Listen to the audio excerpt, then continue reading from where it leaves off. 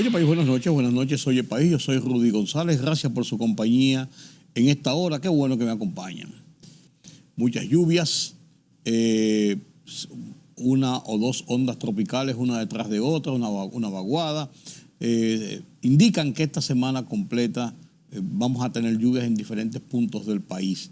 Hay muchas provincias bajo alerta y los detalles de estos y otros temas, incluso de un interesante panel de La Voz de los Estados Unidos de América sobre cómo se han disparado las alarmas en muchas partes del mundo debido a la sobreproducción de China que está colocando en muchas áreas y en muchos países. Estos y otros temas después de la pausa. El presidente del Partido Revolucionario Moderno PRM, José Ignacio Paliza, explicó que dentro de las reformas proyectadas para este gobierno no debe ocurrir una reforma tributaria, sino una fiscal e integral.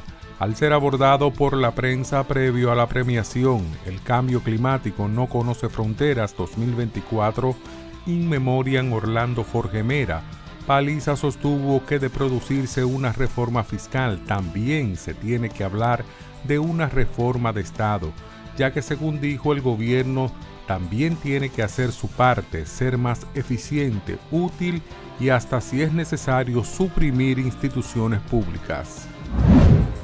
La empresa de generación eléctrica Punta Catalina informó que la unidad 1 será sometida al proceso de mantenimiento anual programado y que el mismo será realizado a partir del día 10 de junio. Mediante una misiva, la empresa explica que este mantenimiento es necesario para mantener la estabilidad en la generación y la garantía de los equipos.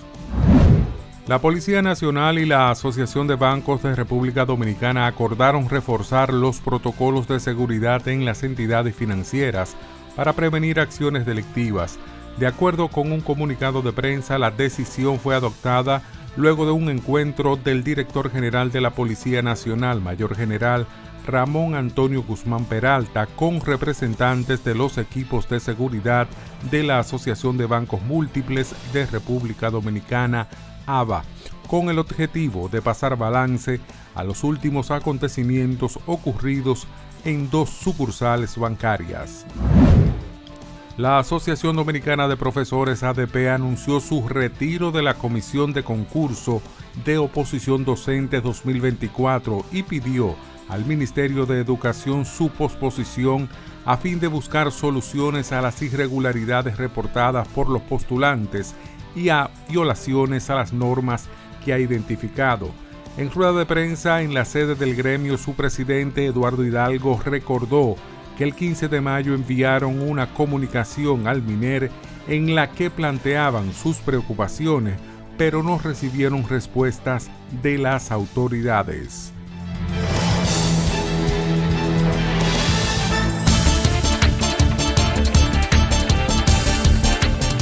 España dio un paso más para respaldar los esfuerzos de paz para la Franja de Gaza, al anunciar que pedirá al máximo tribunal de Naciones Unidas intervenir en el caso abierto contra Israel por presunto genocidio en la guerra que libra contra Hamás en el territorio palestino, según su ministro de Exteriores. El presidente Vladimir Putin advirtió que Rusia podría proporcionar armas de largo alcance a otros países para atacar objetivos en Occidente, luego de que aliados de la OTAN otorgaron permiso a Ucrania para emplear sus armas para lanzar ataques contra territorio ruso. Putin también ratificó la disposición de Moscú para usar armas nucleares si percibe una amenaza a su soberanía. El presidente estadounidense Joe Biden ha defendido la autorización concedida a Ucrania para utilizar armas estadounidenses en sus bombardeos sobre territorio ruso, alegando que solo servirán para ataques cerca de la frontera común. No vamos a autorizar ataques a 200 millas ni vamos a autorizar ataques sobre Moscú, sobre el Kremlin, ha dicho Biden en una entrevista a la cadena ABC desde Francia, donde participa desde este miércoles en los actos por el 80º aniversario del desembarco de Normandía. La campaña del expresidente Donald Trump ha iniciado el proceso formal de solicitud de información a un pequeño grupo de aspirantes para elegir al compañero de fórmula del republicano a las elecciones de noviembre próximo, entre los que se encuentra el senador por Florida, Marco Rubio, según informaron medios estadounidenses. Fuentes de la campaña del exmandatario dijeron a ABC News que han solicitado información al senador Rubio y a su homólogo J.D. Vance, que representa a Ohio, así como al gobernador de Dakota del Norte, Doug Burgum. La libertad solo reside en los estados en los que el pueblo tiene el poder absoluto. Por el respeto a los valores democráticos y la dignidad del pueblo dominicano, El Rumbo de la Tarde, plural, objetivo, comprometido siempre con la verdad. Con Georgie Rodríguez, Rudy González y Ramón Colombo. Los poderosos ya están en el aire.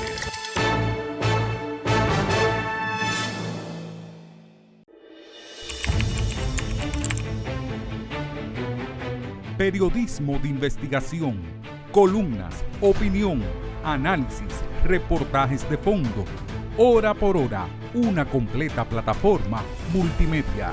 Periodismo con valor. Noticias horaporhora.com.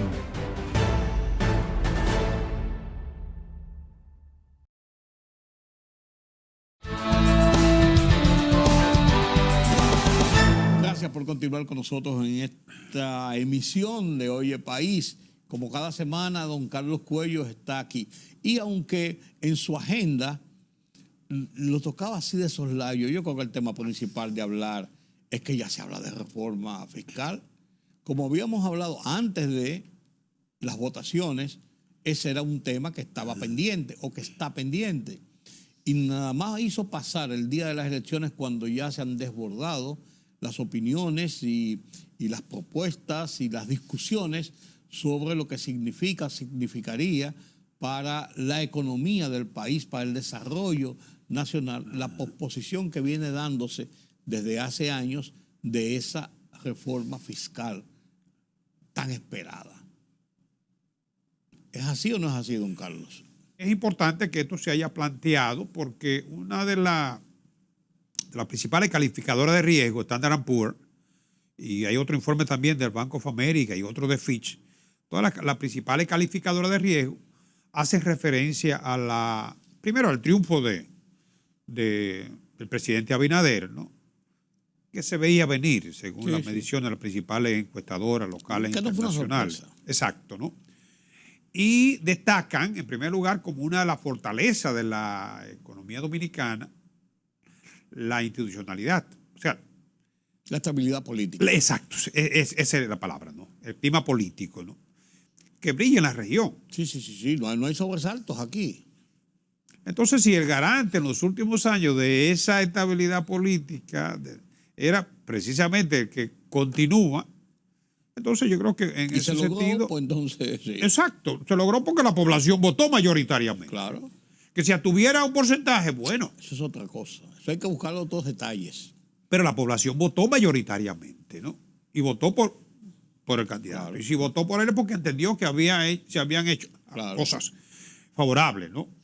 Entonces, esos dos informes, tanto el de Fitch, Standard & Poor's y el de Bank of America, todos reconocen esa fortaleza política de la economía dominicana. Sin embargo, hay un punto que es muy vulnerable, que es el de la situación fiscal.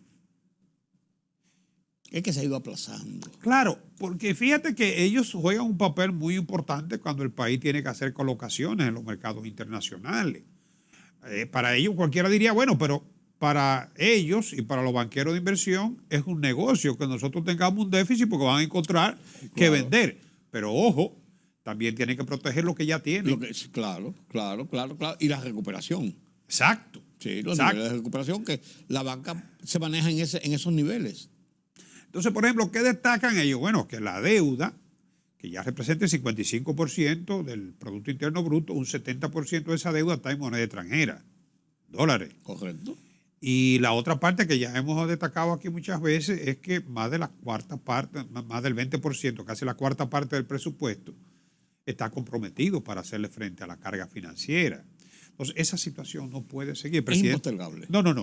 Es impostergable. Dejar eso así nos va a llevar a un escenario de más difícil solución. Tuvimos una justificación en el retraso por el tema de la pandemia y el tema de la recuperación de la economía, pero ya es un punto superado. Bueno, pero precisamente quizás habrá que desembolsar ese mismo proyecto, tú recordarás. No, claro que sí. Ese proyecto contemplaba, bueno, el de la placa no es de ese proyecto, la placa viene mucho de antes, los Marbete, ¿no? Sí. Pero se dejó durmiendo, ¿no? El otro era ampliar la tarifa del impuesto corporativo, que era 25, se llevó a un 27, pero aquí sería provisionalmente llevarlo a un 30. Digo provisionalmente, aunque después se quede. Sí. Esa cosa que lo provisional aquí, cuando es así, nunca vuelve a su nivel. Fusillo provisionalmente. Sí. Entonces, otro de los puntos, la zona franca, por ejemplo, que pagan creo que un 2.5 por las operaciones locales, ¿no? Subirla a un 5%. El impuesto a las personas, que ahora mismo es 25 la escala superior, creo que se estaba planteando ahí llevarlo a un 30 o a un 35, o sea, subir la escala superior, ¿eh? O sea, después de cierto, porque es una escala progresiva, ¿no? Sí. Y por supuesto ampliar la base del ITEVI. Sí. A la bebida azucarada, tú recuerdas, todo eso. O sea, horizontalizarlo, como dicen ustedes los economistas. Exacto. Otros han planteado que el ITEVI se ha reducido. Sí, se habla de llevarlo hasta el 10%. Hasta un 10%, pero obviamente universalizarlo. Y ampliándose todo. Al universalizarlo eso implica la medicina, los libros, servicios médicos, alimentos, todo. Y por supuesto, seguir haciendo los esfuerzos por controlar la evasión. Sí. Algunos más conservadores han dicho que no, que la mejor reforma que se puede hacer es controlar la evasión. Pero tenemos 20 años en eso. Sí. A menos que todos... Admitida oficialmente, que es lo peor. No diga que eso dice la gente. Pero todos los sistemas tributarios tienen algún margen de evasión, todos. Claro. Sí, lo que pasa es que cuando se habla del 40, el 50%, como que... En gran medida eso va con la informalidad de la economía también. Sí. La informalidad de la economía incide mucho en eso, ¿no? Claro. De todo modo, tú no puedes hacer una reforma diciendo, no, nos comprometemos a reducir la evasión en la mitad el año que viene. Sí. Pues eso sería no hacer nada. Claro. Además de eso, sería admitir que sí estamos evadiendo porque nos da la gana. Por eso te digo, entonces, eso es un poquito difícil de cumplir. Es complicado. Pero tiene que identificarse fuentes que generen ingresos ya. Sí, definitivamente. Lamentablemente, se cae aquí sobre lo que ya se sabe que pagan y que están bajo control. Yo creo que a la par hay que seguir reforzando, es lo que se promete siempre que se hace una reforma, ¿no? Seguir reforzando los mecanismos de eficientización. Y la otra parte es el gasto. Sí. Porque no es tributaria nada más. No. La fiscal incluye las dos partes, ¿no? Sí. En el gasto, mira, cuando se habla del gasto tributario, tú y yo lo conversábamos en programas anteriores, seguido se piensa en cortar todos los exenciones y los incentivos. Pero eso se hace cada rato de boca. Y hasta por decreto. Pero decíamos, la mitad de las exenciones justamente son mercancías grabadas que deberían ser grabadas con ITEVI. Por contrario a lo que la gente cree, que es el turismo, que es la zona franca, con todo lo que implicaría quitar alguna de esas exenciones en lo que es el valor agregado de la economía, sobre todo de generación de empleo, ¿no? Achicar al Estado. No deja de crecer. El clientelismo del Estado. Representa alrededor de 20%. Sí. O sea, el Estado representa una carga para los contribuyentes. Con una nómina.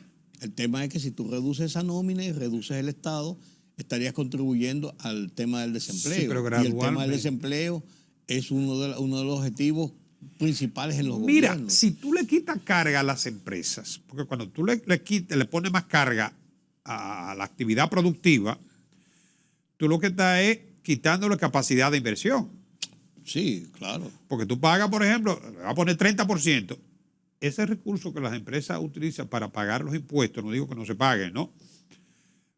¿Quién le podría dar mejor uso? ¿La empresa reinvirtiendo o el gobierno creando empleo la empresa improductivo? No, sería la reinversión, lógicamente. Claro. O sea que aquí todo esto seguramente se va a desempolvar, la misma reforma Sí, porque son muchas aristas. de la misma del año 2021 y las experiencias anteriores se van a desempolvar. Pero lo que sí es cierto que yo creo que fue un buen pronunciamiento del presidente anunciar que ya está en agenda, ¿no? Y ya comienza el debate. Estas opiniones internacionales son muy importantes, claro. Pero hay otro punto que se me estaba quedando fuera ¿Cuál es? del análisis. ¿Sabe cuánto nos cuesta la transferencia al sector eléctrico? 1.500 millones de dólares. Ese es uno de los Casi puntos, la mitad del déficit. Eso es uno de los puntos que el propio gobierno y el propio presidente ha dicho que es uno de los puntos pendientes, trascendentes, el tema eléctrico. Claro. Lo que cuesta el subsidio y lo que cuesta la realidad del costo de la energía. 1.500 millones de dólares, casi la mitad de lo que tenemos que buscar para cubrir el déficit. Solamente en el subsidio, lo que significa el costo de la energía para la producción nacional. Y de ese endeudamiento que nosotros tenemos. Tú te puedes analizarlo poco por parte y para el sector eléctrico seguramente casi, no sé qué, pero una alta proporción. Una alta proporción. Entonces fíjate que no solamente es aumentar el ingreso, sino también mejorar la manera de cómo es una consecución de planes y de proyectos y de acciones que tienen que ir en paralelo. Si tú haces tapar un parche y a lo mejor abrir un boquete mayor por otro lado. Ahora, una reforma simpática, yo creo que son términos incompatibles. No. Es que eso no puede ser una reforma política para ser simpática. No, eso es incompatible. Es como una muerte feliz. Claro, tiene que ser una reforma real. Claro. De cara al presente y al futuro inmediato. Y cuanto antes mejor.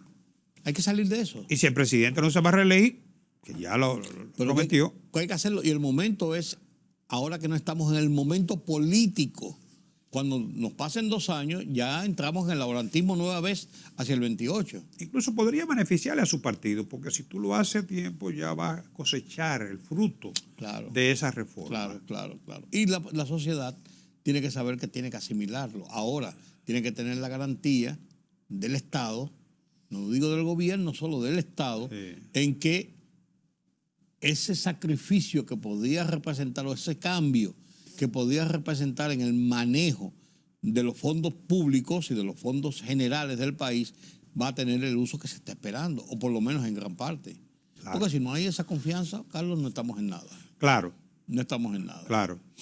Lo que ha seguido aumentando es la remesa y se fortalece. Sí, el Banco Central informó que para el mes de abril el país recibió 859.6 millones de dólares en remesa. El año anterior se había recibido 811, o sea que el mes de abril tuvo un incremento de un 6%. Da la casualidad que el acumulado para los primeros 4 meses del año es de 3.495.2 millones de dólares. También una tasa de crecimiento de un 6.2 con respecto al año pasado. Al acumulado, digamos, del cuatrimestre, ¿no? Pero mira, la tendencia va muy buena. Sí. Con casi 3.500 millones en la primera tercera parte del año. Claro. Eso proyecta que vamos a tener... Por encima de los 10. Claro, y por encima de lo que fue el año pasado. Bueno, sí, un 6.2%. Sí. Ojalá y se mantenga esa tendencia. Siempre he dicho, cuando estamos analizando este tema, que esas son las remesas formales. No, claro. Los tanques y lo que vienen de manera personal y de otras formas. Deben incrementar, por lo menos. Claro. Aquí se estima que esto representa como un 8%, el 8% del Producto Interno Bruto. Pero con eso... Adicionales o suben. Yo creo que sobrepasa el 10%. Sí, claro. Sin lugar a dudas. Claro que sí. Y contribuye con lo que es la estabilidad cambiaria. Y el movimiento comercial, porque ese dinero va inmediatamente al comercio, es dinero para consumo. Y lo que tú siempre has dicho, que se atomiza. Sí. Porque llega a muchos hogares, a muchos sitios. En partidas pequeñas. Y de gente que lo va a usar inmediatamente. Claro. Eso va al comercio. Más del 95% es para atender necesidades del día a día. Claro. Del día a día. Claro. Pero mira, así como las remesas se fortalecen, también la inversión extranjera. Pero también vi unas cifras en esta semana del turismo también, el primer cuatrimestre. O sea, esto indica, Carlos, que lo que tú decías ahorita, precisamente, la estabilidad política y el resultado del proceso electoral. El escenario fundamental para todo esto. Para todo esto, Claro. para la inversión extranjera, Claro. para el turismo, Claro. para las propias remesas. O sea, ese escenario es vital. Quizá la remesa tiene No tanto, es más otras directo. variables, ¿no? Pero la gente sabe que está mandando para resolver un problema porque la gente tiene esa capacidad de compra entonces o de tratar el día a día. Claro. Pero en el caso de la inversión extranjera directa, el informe del Banco Central destaca que en el primer trimestre, la primera cuarta parte del año, ya andan por los 1.280.9 millones de dólares. Se proyecta sobre los 4.000. Sí, claro, las proyecciones son de 4.500 millones de dólares sobre los para 4.000. este El año año. pasado fueron 4.300. El año pasado. El año pasado, sí. 4.300. O sea que ya estamos por encima de los 4 en los últimos, Sí. excepto el año de la pandemia, que ya Sí, eso sí, fue un caso muy especial, ¿no? Y lideramos en la región, ¿no?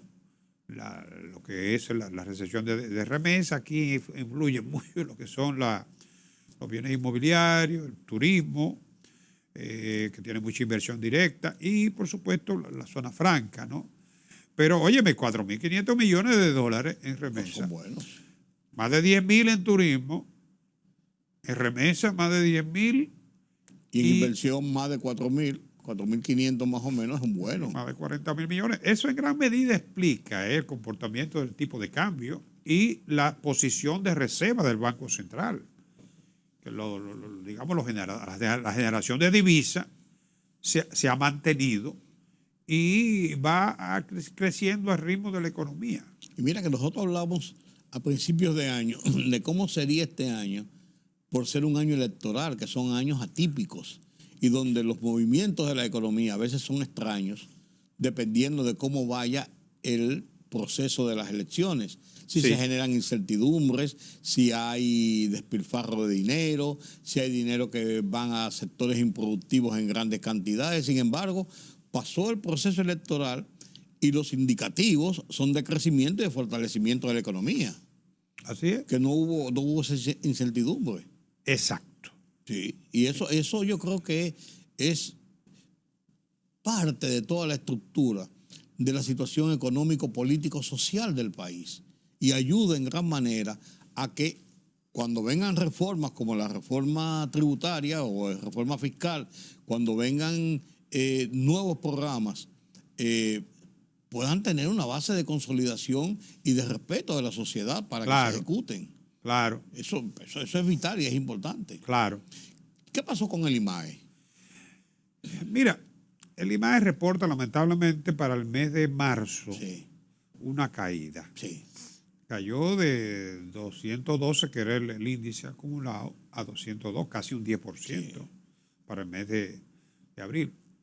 Tumbó, por supuesto, lo que era el acumulado que se venía logrando, ¿no? Aunque queda todavía en 4.2 para lo que serían los primeros 3 meses, ¿no? Pero el interanual cayó claro, 1.6. O sea, el Banco Central no ha ofrecido el informe que acostumbra a emitir explicando las posibles razones. No lo he visto, no sé si... Quizás no, yo no lo he visto. Yo vi una gráfica que tú me mandaste. Sí. Por eso fue lo único que circuló. Sí, y está en su página, en la hoja de Excel. Pero ese informe, porque sería bueno conocer los posibles motivos, ¿no? Quizás ahora en la reunión que siempre se hace a final de mes de la Junta Monetaria para pasar revista, quizás salga un informe en relación a Yo esto. creo que sí, una variación de esa magnitud yo creo que debe ser explicada. Sí. Repito, aunque la caída fue muy significativa en la medición interanual de 1.6, el acumulado todavía está por encima del 4. Sí. 4.1, 4.2, ¿no? Sí, pero con el ritmo que llevaba, claro, es importante que haya una explicación de qué pasó. El interanual fue 6.2 y 5.4, o sea que hay una caída que, ojalá, repito, podamos conocer más detalles, ¿no? Tuvo Semana Santa, pero la Semana Santa el movimiento no se detiene, o sea... Al contrario, incluso fue una Semana Santa como normal, porque estábamos involucrados con el tema del proceso electoral y eso, que no fue esta Semana Santa que todo se paraliza. Los fenómenos meteorológicos tampoco tuvieron esa incidencia, ¿no? No ha habido escasez, la producción no se ha detenido. Claro. Pero como te digo, fue una caída A veces suceden este tipo de situaciones porque obedecen a correcciones técnicas, ¿no? Pero eso, como quiera, yo creo que amerita. Es importante, claro, porque además de eso genera suspicacias. Ah, claro ¿Qué que pasó? sí. Claro que Porque sí. ¿qué ocultan? Claro que sí. Se cree de una vez que se está ocultando algo subyacente por ahí. Y es posible que tengamos un rebote, porque eso pasa muchas veces cuando suceden estos Sí. comportamientos estadísticos inesperados.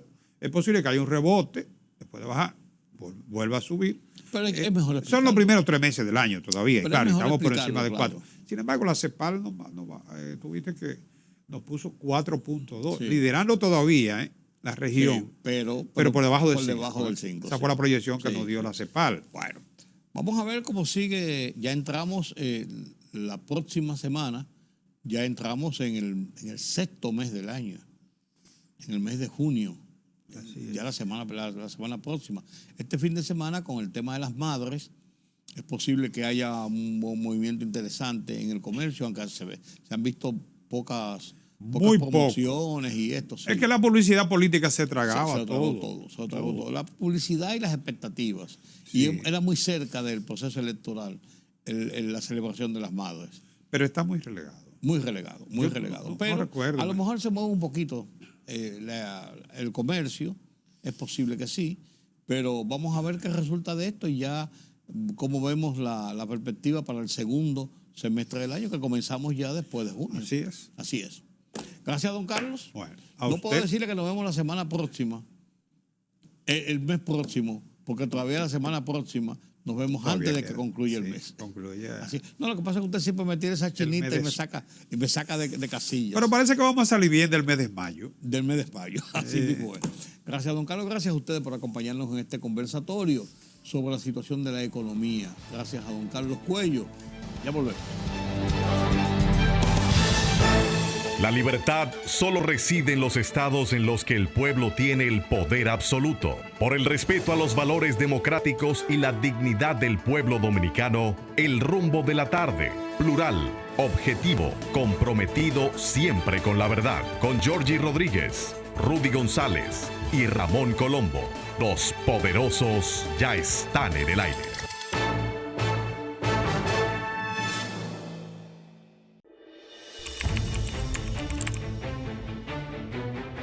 Periodismo de investigación, columnas, opinión, análisis, reportajes de fondo, hora por hora, una completa plataforma multimedia. Periodismo con valor. Noticias horaporhora.com.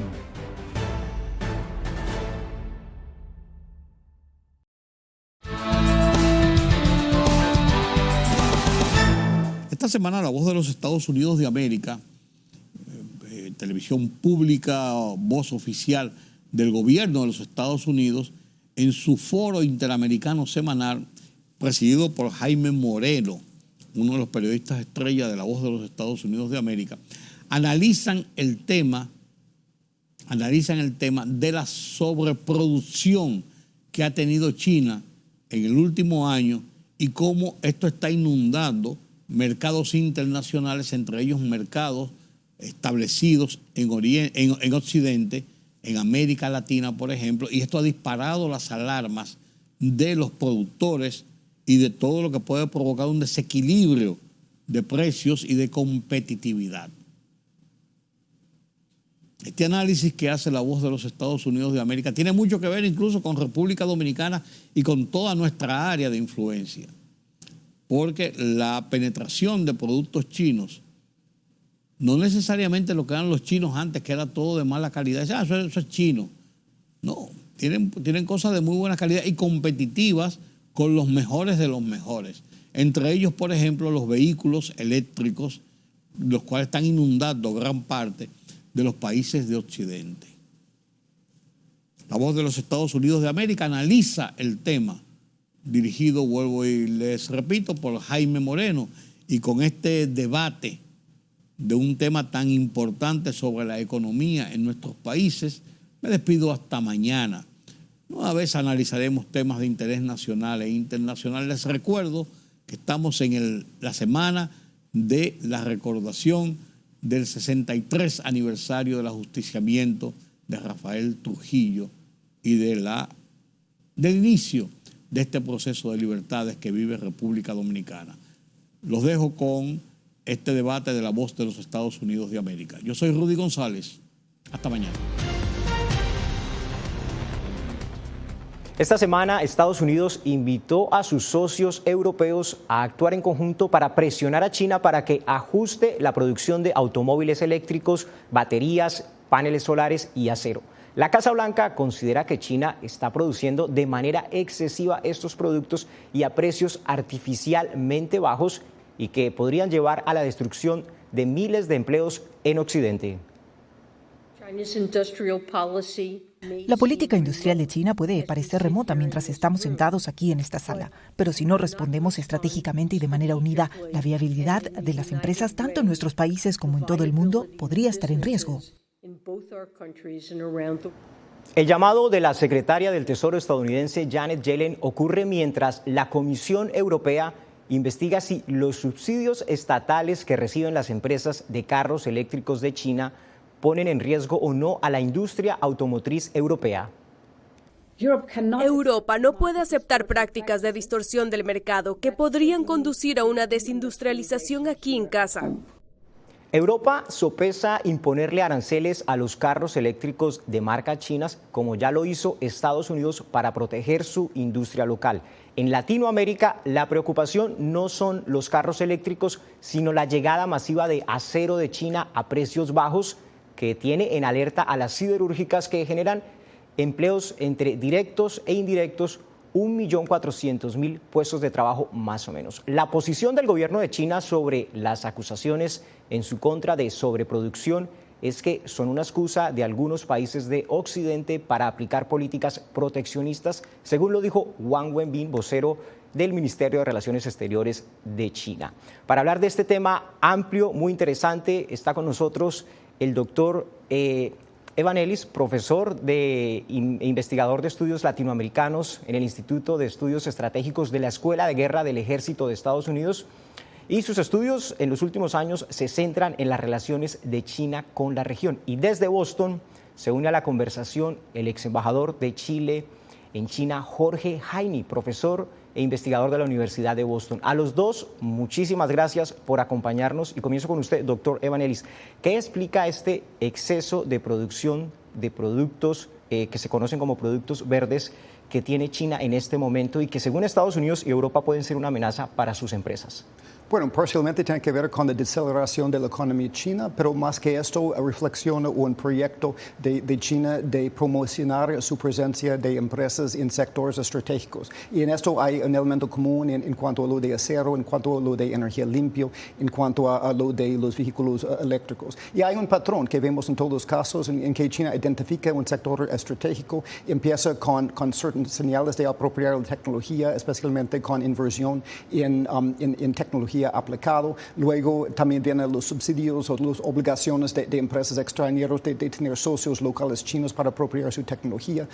Luego tenemos ya ventajas de empresas chinas en cuanto a costos y regulación. Y luego hay inversiones de gran escala en infraestructura china, inicialmente en la construcción y ahora en el sector eléctrico, lo que permite a empresas chinas de construir en escala y luego entrar al mercado occidental. Entonces, ¿todo esto en cuánto tiempo vemos que ha pasado desde que China comenzó esta apuesta, por lo menos en el tema de los carros eléctricos y las industrias verdes? Bueno, fue en los primeros años de 2000 que empezó en los sectores críticos como paneles fotovoltaicos, pero en cuanto a los vehículos eléctricos, más o menos empezó en 2010, o sea, con tecnología de baterías y los carros con las sociedades, con empresas como Tesla, pero también en Mercedes y entre otros. Es una apuesta que lleva más o menos entre 15 y 20 años en China.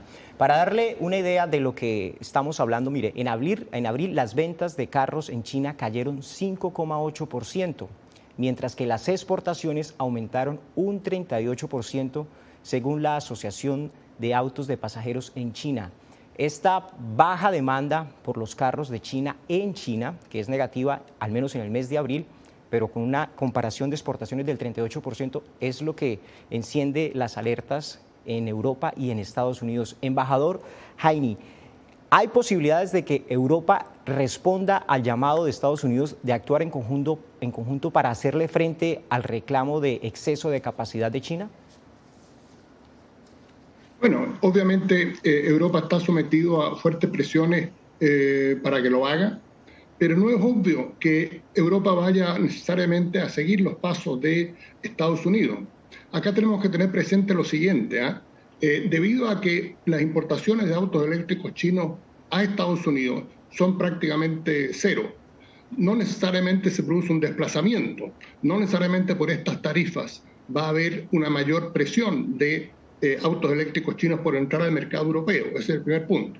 El segundo punto es que el tema es muy complejo.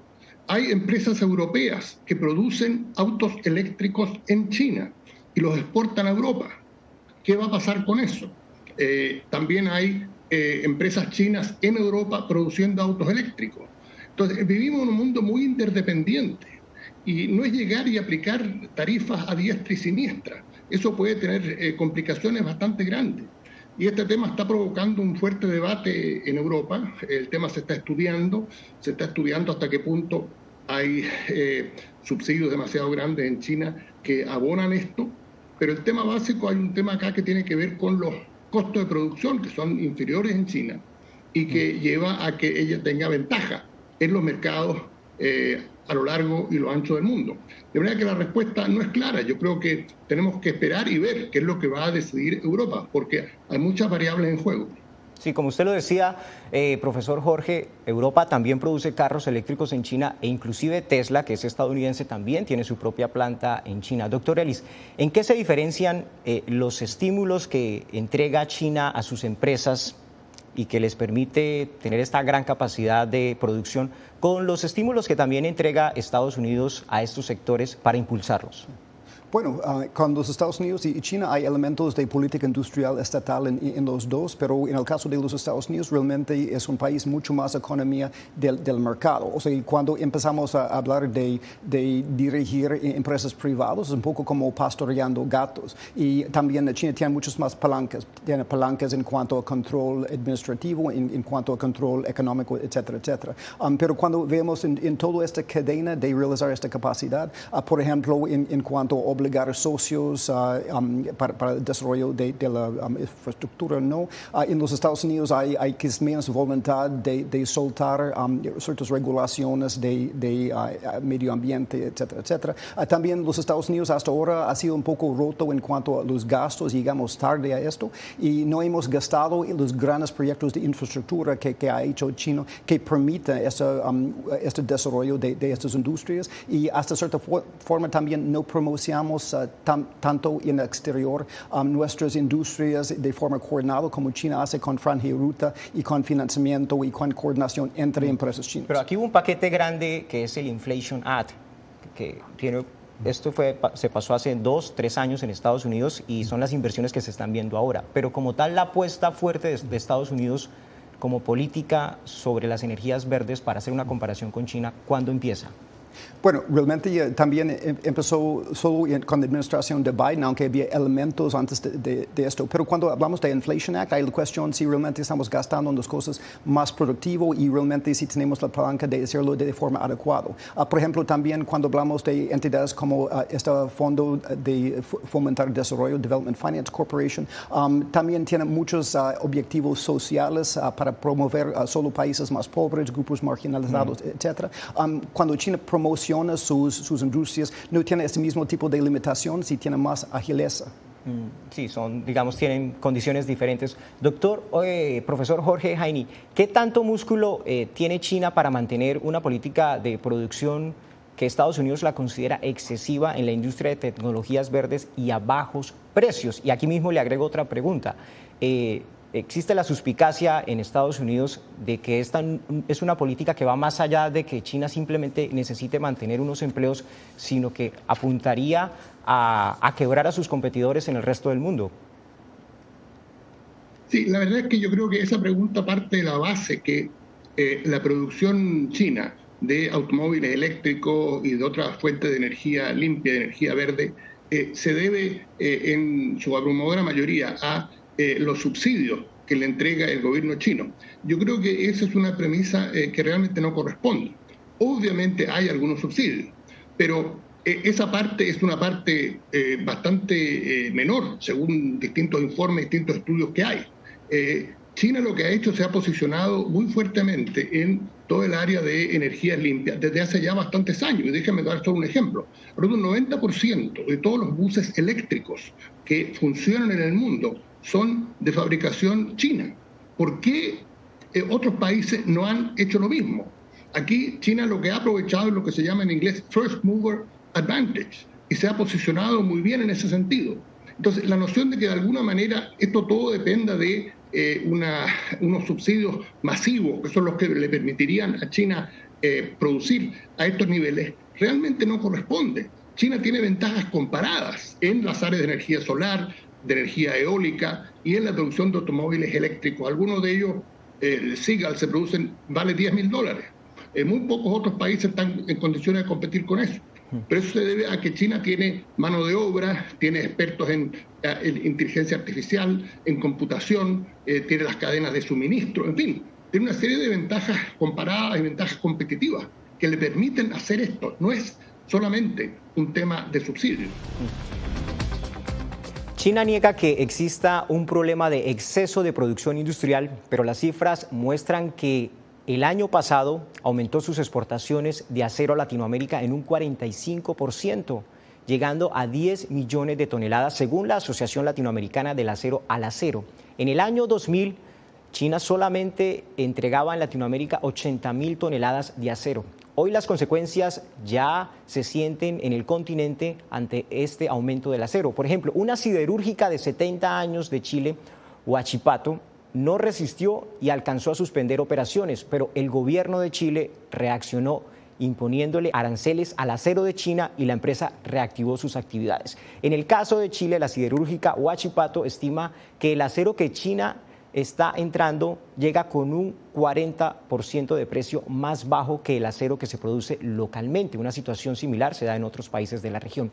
En Estados Unidos la preocupación no es menor y la Casa Blanca también le puso aranceles adicionales al acero de China.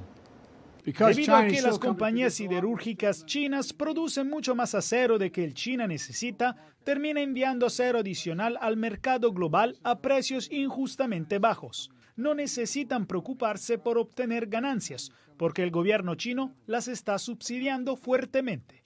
No están compitiendo, están haciendo trampa. Es el presidente Joe Biden en un encuentro con los trabajadores de la industria del acero en abril en Pensilvania. Profesor Jorge Jaini, si Estados Unidos está preocupado por los bajos precios del acero de China, ¿qué tan grave es la amenaza que se cierne sobre las siderúrgicas en Latinoamérica? Le agrego, usted decía que en las industrias de los carros eléctricos hay subsidios, pero no es lo único, pero la industria del acero, la intervención y la presencia estatal en China es bastante fuerte. Sí es. Y poca duda cabe que para la industria siderúrgica de América Latina ha sido un desafío muy grande. Tú acabas de dar la cifra sobre cómo ha cambiado eso. América Latina solía exportar acero a China, por increíble que parezca, hace 20 años. Y hoy día ese cuadro ha cambiado dramáticamente. Yo creo que el tema de las exportaciones de China al resto del mundo, China hoy día la mayor potencia económica en el mundo, si lo medimos en términos de paridad de poder adquisitivo, gran potencia comercial, tiene que ser evaluado caso a caso. Y yo creo que acá, en el caso del acero y en América Latina, obviamente hay un caso que se puede llamar de dumping y los países de la región tienen que tomar la medida del caso. En el caso de Chile, acaba de imponer aranceles por hasta 35% para bolas de acero que se utilizan mucho en la minería en Chile. Y eso fue lo que permitió que Huachipato volviese a reiniciar operaciones, estaba con serias pérdidas y tuvo que cesar operaciones. De manera que yo creo que el caso del acero en América Latina nos indica que cada caso tiene que ser evaluado puntualmente. Lo que no puede ocurrir es tomar medidas que abarquen simplemente todas las importaciones de China, porque eso me parece que introduce profundas distorsiones. Entonces yo creo que la lección que tenemos que sacar de esto es que cada uno de los productos que viene desde China y que genera problemas en el mercado tiene que ser evaluado en su mérito. Se puede estudiar, se puede establecer si es que efectivamente hay dumping, y si hay dumping, tomar la medida del caso. Para eso tenemos las reglas que nos da la Organización Mundial de Comercio.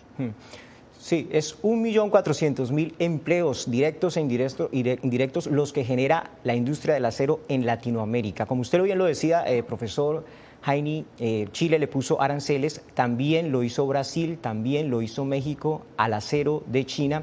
Y en Colombia la industria del acero también está pidiendo aranceles. Doctor Ellis, ¿es el proteccionismo, poner más aranceles, la respuesta a la política industrial de China?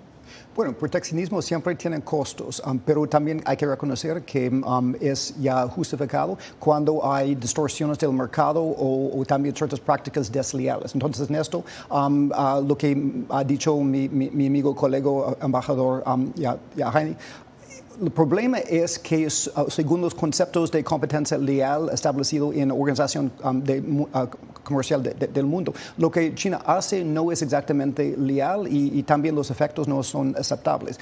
Primero que nada, cuando hablamos de los costos, o sea, si los costos vienen del subsidio fuerte de tecnología, si vienen con la obligación de transferencia de tecnología, si viene con un costo artificial en cuanto a acceso a capital o planta o regulatorio, o sea, esto no es leal. Y también, como acabamos de hablar, si también por largo plazo los costos son de perder 1.4 millones de personas, porque para América Latina, siempre cuando hablamos de no deseamos meternos en la competencia entre los grandes, el problema es que tiene que ver con el futuro de América Latina también, porque estamos en el lucho para valor agregado. Y cuando hablamos de otros sectores como vehículos eléctricos, etcétera, que se base en la generación de valor en la economía del futuro, de perder esto y con todas las implicaciones no solo por valor agregado, sino por influencia y hasta consideraciones militares, no es aceptable. Entonces, en este contexto es a veces necesario, hasta lo necesario, de imponer algo de protección. Sí. Estados Unidos y Europa buscan proteger su naciente industria de energías limpias